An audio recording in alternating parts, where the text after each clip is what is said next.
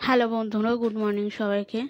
তো দেখো, আজকে ছুটির দিন, আর ছুটির দিনে সকাল সকাল আমি চলেছি সকালে জলখাবার তৈরি করতে।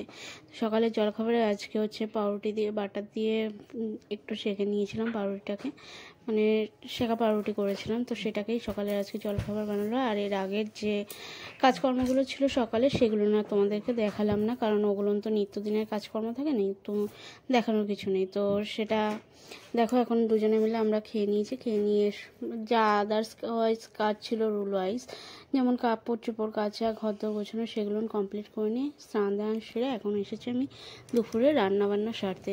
তো আজকে দুপুরে একদম সিম্পল রান্না, আমার একদম পছন্দের একটা খাবার, যেটা সবারই পছন্দের আমার মনে হয়।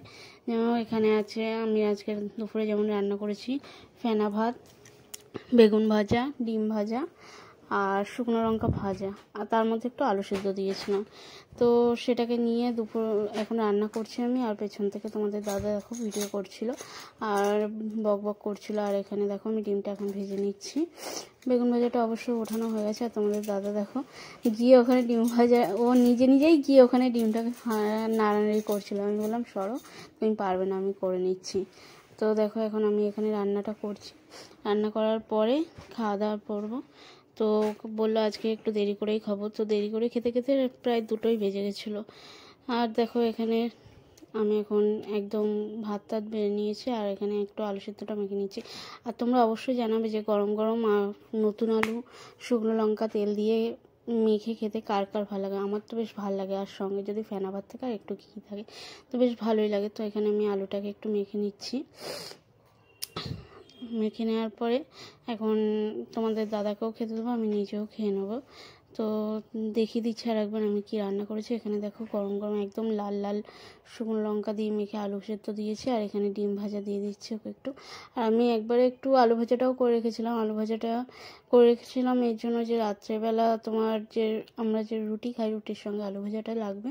তো এখনই দুপুরবেলা করে রেখেছিলাম, কারণ রাত্রেবেলা না ওই ঠান্ডার মধ্যে আর জল ঘাটতেও বেশি ভালো লাগে না, আর বিশেষ করে রান্না তো করতেই ইচ্ছে করে না, কিন্তু কিছু করার নেই। অন্যদিন ডিউটি থেকে তো করতেই হয়।